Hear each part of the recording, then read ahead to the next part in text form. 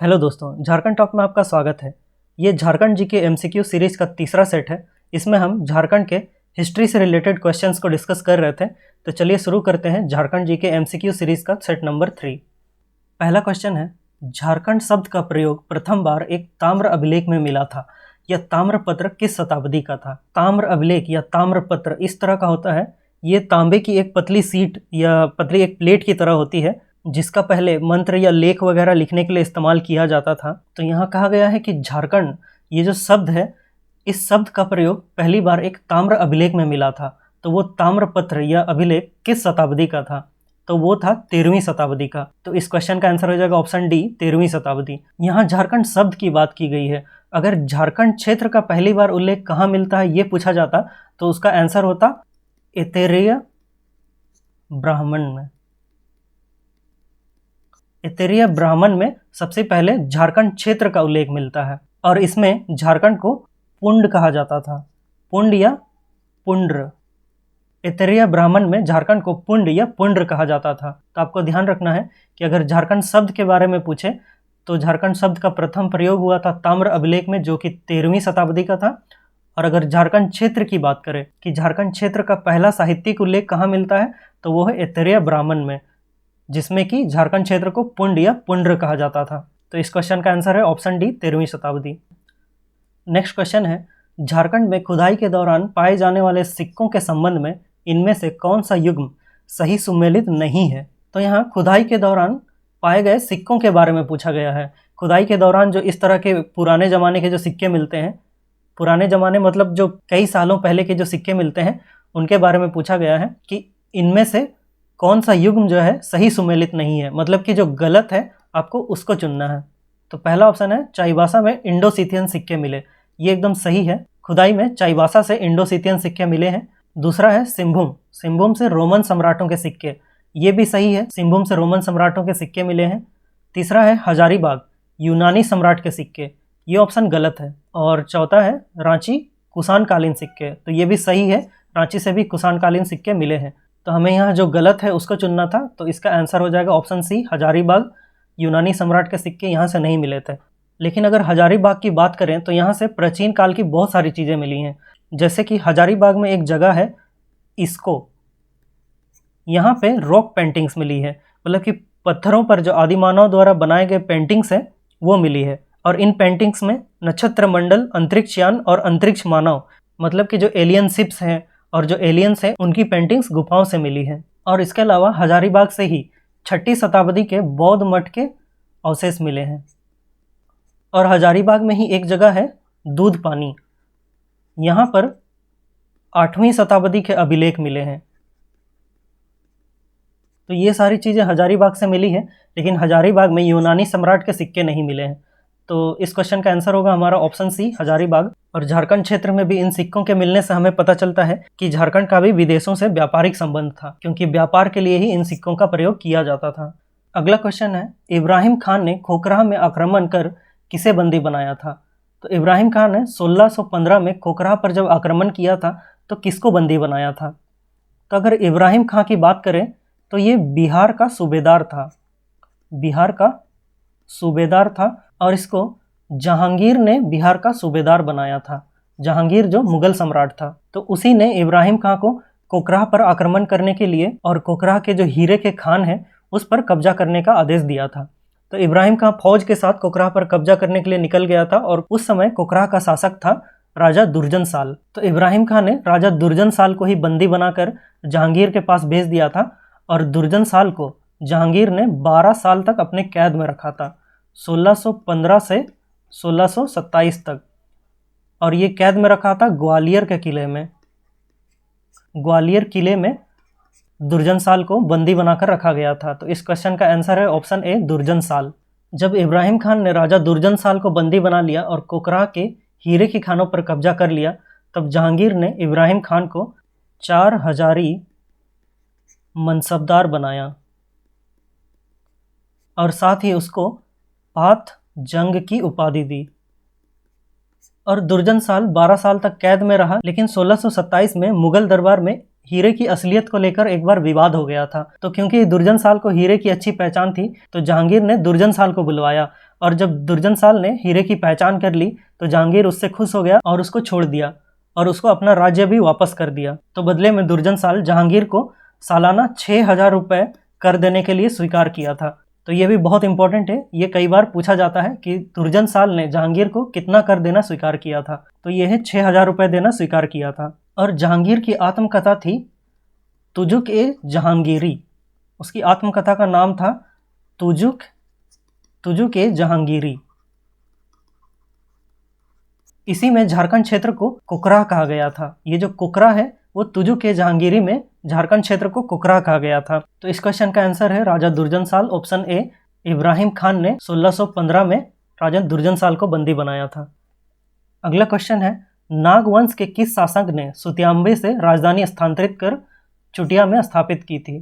तो यहाँ पूछा गया है कि किस शासक ने, नागवंश के किस शासक ने सुतियांबे से राजधानी को चुटिया में बनाया था?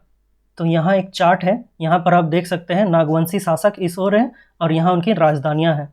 तो नागवंशी शासक जो सबसे पहले शासक थे जिसने नागवंश की स्थापना की थी वो थे पणि मुकुट राय, और इसने अपनी राजधानी बनाई थी सुतियांबे में। और फिर उसके बाद आए प्रताप राय जिसने की राजधानी को सुतियांबे से हटाकर चुटिया में स्थापित किया। तो यहाँ यही पूछा गया था कि नागवंश के किस शासक ने सुतियांबे से राजधानी स्थानांतरित कर चुटिया में स्थापित की थी? तो इस क्वेश्चन का आंसर हो जाएगा ऑप्शन डी, प्रताप राय। और आगे भी हम देख लेते हैं कि किस किस राजा ने कहाँ कहाँ राजधानी बनाई थी। तो प्रताप राय के बाद भीमकर्ण आया जिसने राजधानी कुकरा बनाई थी, और राजा दुर्जन साल जब बने तो उसने कुकरा से राजधानी को दोईसा में स्थापित किया।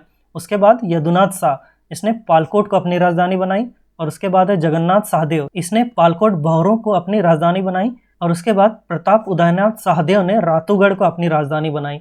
तो ये नागवंश की सबसे अंतिम राजधानी थी और सबसे पहली राजधानी थी सुतियांबे। तो इस क्वेश्चन में पूछा गया था कि सुतियांबे से राजधानी किसने चुटिया में स्थापित की?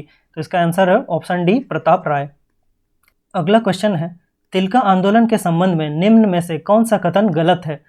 तो यहाँ पर कुछ कथन या स्टेटमेंट्स दिए गए हैं, तो आपको बताना है कि उनमें से गलत स्टेटमेंट कौन सा है। तो पहला स्टेटमेंट है कि तिलका आंदोलन का नेतृत्व करता तिलका मांझी का उर्फ नाम जबरा पहाड़िया था। तो ये सही है कि तिलका आंदोलन का नेतृत्व किया था तिलका मांझी ने और उसका उर्फ नाम जबरा पहाड़िया था। और दूसरा स्टेटमेंट है तिलका मांझी ने भागलपुर से अंग्रेजों का विरोध आरंभ किया था। तो ये गलत है, यहाँ पर भागलपुर नहीं होगा। तिलका मांझी ने अपना आंदोलन वनचरी जोर से शुरू किया था। वनचरी जोर, ये भागलपुर के पास ही एक जगह थी, इसी वनचरी जोर नाम की जगह से तिलका मांझी ने अपना आंदोलन शुरू किया था। तो ये स्टेटमेंट गलत है। और तीसरा स्टेटमेंट है तिलका मांझी ने साल पत्ता के माध्यम से घर घर संदेश भेजा। तो ये भी एकदम सही है। और चौथा है तिलका मांझी ने ताड़ के पेड़ पर रास्ते से गुजरते क्लीवलैंड को तीर मार गिराया। तो ये भी एकदम सही है। उसने 13 जनवरी 1784 के दिन क्लीवलैंड को तीर मारा था। तो ये भी सही है। तो इस क्वेश्चन का आंसर होगा ऑप्शन बी, तिलका मांझी ने वनचरी जोर से अपने विद्रोह की शुरुआत किया था, भागलपुर से नहीं। तो इसका आंसर है ऑप्शन बी। अगला क्वेश्चन है, गांधी जी के आत्मशुद्धि और त्याग को झारखंड के किस आंदोलन में अपनाया गया? तो यहाँ पूछा गया है कि गांधी जी के आत्मशुद्धि और त्याग को झारखंड के किस आंदोलन में अपनाया गया? तो इसका आंसर होगा ऑप्शन बी, हरि बाबा आंदोलन। ये हुआ था 1931 में, 1931 में ये आंदोलन हुआ था। और ये आंदोलन दुका हो के नेतृत्व में किया गया था। दुका हो जो कि हरि बाबा के नाम से जाने जाते थे, इन्हीं के द्वारा सिंहभूम के क्षेत्र में ये विद्रोह या आंदोलन चलाया गया था। ये एक प्रकार का शुद्धि आंदोलन था। इसका उद्देश्य था हो लोगों की टूटती और विकृति जो सामाजिक और धार्मिक व्यवस्था है उसको शुद्ध करना। और इस आंदोलन के द्वारा हो जनजाति के जो लोग हैं उनको संगठित करने का प्रयास किया गया था ताकि वो लोग बाहरी लोगों के अत्याचार से बच सकें। इस हरि बाबा आंदोलन में दुक्का हो के अलावा भी कई लोगों का नाम आता है, जैसे कि सिंगराय हो, बामिया हो, दुला हो और विरजो हो। तो इनका भी नाम हरि बाबा आंदोलन में आता है। और इस हरि बाबा आंदोलन में सरना धर्म का प्रचार किया गया था। सरना धर्म का प्रचार प्रसार किया गया था इस हरि बाबा आंदोलन में। ये आंदोलन भी गांधी जी से बहुत प्रभावित था। और टाना भगत आंदोलन की बात करें तो ये 1914 में हुआ था और ये जतरा भगत के द्वारा किया गया था। जतरा भगत ने इस टाना भगत आंदोलन का नेतृत्व किया था। और बिरसा आंदोलन तो आप सबको पता ही है, ये हुआ था 1899 से 1900 के बीच में। और बिरसा आंदोलन बिरसा मुंडा के द्वारा किया गया था। और बिरसा मुंडा की बात करें तो उसका जन्म हुआ था 15 नवंबर 1875 में। और इसीलिए झारखंड जब अलग राज्य बना तो उसका स्थापना दिवस के लिए 15 नवंबर का डेट रखा गया। और झारखंड कब अलग हुआ था? सन 2000 ईस्वी में। और उसका स्थापना दिवस हर साल 15 नवंबर को मनाया जाता है। तो इस क्वेश्चन का आंसर है ऑप्शन बी, हरिबाबा आंदोलन। इस आंदोलन में गांधी जी के आत्मशुद्धि और त्याग को अपनाया गया था। अगला क्वेश्चन है, वर्ष 1940 में कांग्रेस के रामगढ़ अधिवेशन में टाना भगतों ने महात्मा गांधी को कितने रुपए की थैली भेंट की? तो सबसे पहले 1940 के रामगढ़ के कांग्रेस अधिवेशन की बात करें तो इस अधिवेशन के अध्यक्ष थे मौलाना अबुल कलाम आज़ाद। अबुल कलाम आज़ाद। और ये अधिवेशन 18 से 20 मार्च 1940 में हुआ था। और टाना भगत महात्मा गांधी से बहुत प्रभावित थे। कुछ टाना भगतों को तो लगता था कि महात्मा गांधी ने ही जतरा भगत के रूप में पुनर्जन्म लिया है। तो 1940 में रामगढ़ अधिवेशन के दौरान इन टाना भगतों ने गांधी जी को 400 रुपए की थैली भेंट की थी। तो इसका आंसर है ऑप्शन सी, 400 रुपए। और महात्मा गांधी ने टाना भगतों के लिए कहा था कि टाना भगत उनके सर्वाधिक प्रिय अनुयायी हैं। और हाँ, जतरा भगत जो कि टाना भगत आंदोलन के जनक थे, इनका जन्म हुआ था 2 अक्टूबर 1888 को और गांधी जी का जन्म भी हुआ था 2 अक्टूबर को ही, लेकिन 1869 में। तो इस क्वेश्चन का आंसर है 400 रुपये। टाना भगतों ने गांधी जी को 400 रुपये की थैली भेंट की थी। और हाँ, अबुल कलाम आज़ाद के बारे में और एक चीज़ बता दूं आपको कि इन्होंने 1917 में रांची में अंजुमन इस्लामिया और मदरसा इस्लामिया की स्थापना में महत्वपूर्ण भूमिका निभाई थी। मतलब कि इसने अंजुमन इस्लामिया और मदरसा इस्लामिया की स्थापना में सहयोग दिया था। तो नेक्स्ट क्वेश्चन है, ब्रिटिश सरकार ने बिरसा मुंडा को पकड़वाने के लिए कितने रुपए का इनाम रखा था? तो यहाँ पूछा गया है कि बिरसा मुंडा को पकड़वाने के लिए जो इनाम रखा गया था वो कितने रुपए का था। तो बिरसा मुंडा की बात करें तो इनका जन्म हुआ था 15 नवंबर 1875 में और इनका जन्म उलीहातू गांव में हुआ था। उलीहातू जो अभी खूंटी जिले में आता है। और इन्होंने 1895 में एक अलग धर्म की शुरुआत की थी। इन्होंने एक नया धर्म शुरू किया था और उस धर्म के माध्यम से लोगों को संगठित करना शुरू किया था। और इन्होंने अनेक देवी देवताओं को छोड़कर केवल एक देवता सिंह बोंगा की आराधना करने की बात कही थी। सिंह बोंगा। इन्होंने बाकी सभी देवी देवताओं को छोड़कर केवल सिंह बोंगा को मानने का संदेश दिया था। यानी कि बिरसा मुंडा एकेश्वरवाद की बात करते थे, मतलब कि एक ईश्वर को मानना। और उन्होंने स्वयं को सिंह बोंगा का दूत कहा। बिरसा मुंडा स्वयं को सिंह बोंगा का दूत कहते थे। और 1895 में ही बिरसा मुंडा को ब्रिटिश सरकार के खिलाफ षड्यंत्र रचने के आरोप में 2 साल के लिए जेल भेज दिया गया। और 2 साल बाद 1897 में बिरसा मुंडा को 30 नवंबर के दिन हजारीबाग जेल से रिहा कर दिया गया। उन्हें हजारीबाग जेल में रखा गया था, वहीं से 30 नवंबर 1897 को उनको जेल से रिहा कर दिया गया। और बिरसा मुंडा का आंदोलन की बात करें तो इनका आंदोलन हुआ था 1899 से 1900 के बीच। और कहा जाता है कि 1899 में क्रिसमस की शाम यानी 24 दिसंबर की शाम को इन्होंने विद्रोह का ऐलान किया था। और ब्रिटिश सरकार ने बिरसा मुंडा को पकड़वाने के लिए 500 रुपये का इनाम रखा था। तो इस क्वेश्चन का आंसर हो जाएगा ऑप्शन ए, 500 रुपये। इनको पकड़वाने वालों में बंदगांव के 2 लोगों का नाम आता है। एक है जगमोहन सिंह और दूसरा इसी का शागिर्द है वीर सिंह महली। कहा जाता है कि वीर सिंह महली ने ही अंग्रेजों को बिरसा मुंडा का पता बताया था, जिसकी वजह से बिरसा मुंडा पकड़े गए थे। और 3 मार्च 1900 को बिरसा मुंडा को पकड़ा गया था और फिर 9 जून 1900 में बिरसा मुंडा की रांची जेल में हैजा से मृत्यु हो गई थी। तो इस क्वेश्चन का आंसर है ऑप्शन ए, 500 रुपये का इनाम रखा गया था बिरसा मुंडा को पकड़वाने के लिए। तो नेक्स्ट क्वेश्चन है, इनमें से किसकी शाखा आगे चलकर झारखंड पार्टी के रूप में विकसित हुई? तो झारखंड पार्टी की बात करें तो पहले इसको आदिवासी महासभा के नाम से जाना जाता था। आदिवासी महासभा। लेकिन फिर 1 जनवरी 1950 में जयपाल सिंह मुंडा के द्वारा इसका नाम बदलकर झारखंड पार्टी रख दिया गया। तो पहले ये आदिवासी महासभा था, लेकिन जयपाल सिंह मुंडा के द्वारा 1 जनवरी 1950 को इसका नाम बदलकर झारखंड पार्टी रख दिया गया। और ये झारखंड पार्टी या जो आदिवासी महासभा है, ये ढाका विद्यार्थी परिषद की एक शाखा थी। तो इस क्वेश्चन का आंसर हो जाएगा ऑप्शन ए, ढाका विद्यार्थी परिषद की ही ये दोनों शाखाएं हैं। और ढाका विद्यार्थी परिषद की बात करें तो ये 1912 में इसकी एक बैठक हुई थी और कहा जाता है कि इसी बैठक से, जो कि ढाका में हुई थी, वहीं से झारखंड आंदोलन का बीज बोया गया था। मतलब कि यहीं से झारखंड को अलग राज्य बनाने की शुरुआत हुई थी। और आपको बता दूं कि 1912 में ही बिहार को बंगाल से अलग कर बिहार उड़ीसा प्रांत बनाया गया था। इससे पहले सब एक ही प्रांत में आते थे। और जयपाल सिंह मुंडा इस झारखंड पार्टी के पहले अध्यक्ष थे और 1963 में इस झारखंड पार्टी को कांग्रेस में मिला दिया गया था और झारखंड पार्टी का अस्तित्व खत्म हो गया। यानी कि झारखंड पार्टी 1 जनवरी 1950 को बना और ये 1963 तक ही रहा।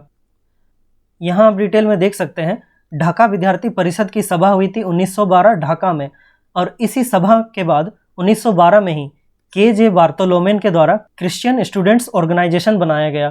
फिर 1915 में इसी का नाम बदलकर छोटानागपुर उन्नति समाज रख दिया गया। उसके बाद 1930 में किसान सभा का गठन किया गया, जो कि छोटानागपुर उन्नति समाज के ही कुछ सदस्यों द्वारा किया गया था। उसके बाद 1933 में छोटानागपुर कैथोलिक सभा की स्थापना हुई और उसके बाद 1938 में छोटानागपुर संथाल परगना आदिवासी सभा बनाया गया। ये 5 आदिवासी संगठनों को मिलाकर बनाया गया।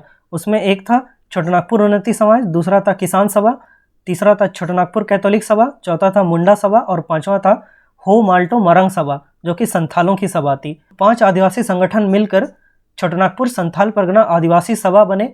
फिर 1939 में यानी कि 1939 में इसका नाम बदलकर आदिवासी महासभा रख दिया गया।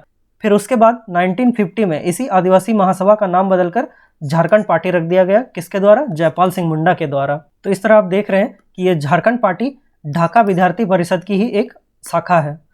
तो यहाँ वही पूछा गया था कि इनमें से किसकी शाखा आगे चलकर झारखंड पार्टी के रूप में विकसित हुई। तो इसका आंसर है ऑप्शन ए, ढाका विद्यार्थी परिषद।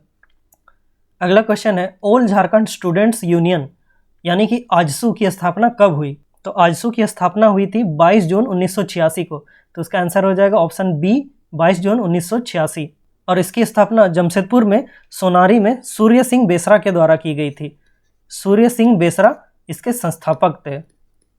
और ये जो आजसू है ऑल असम स्टूडेंट यूनियन से प्रेरित होकर बनाया गया था। और इसके अलावा आपको झारखंड की और एक पार्टी जेएमएम के बारे में पता होना चाहिए। इसका गठन हुआ था 4 फरवरी 1973 में।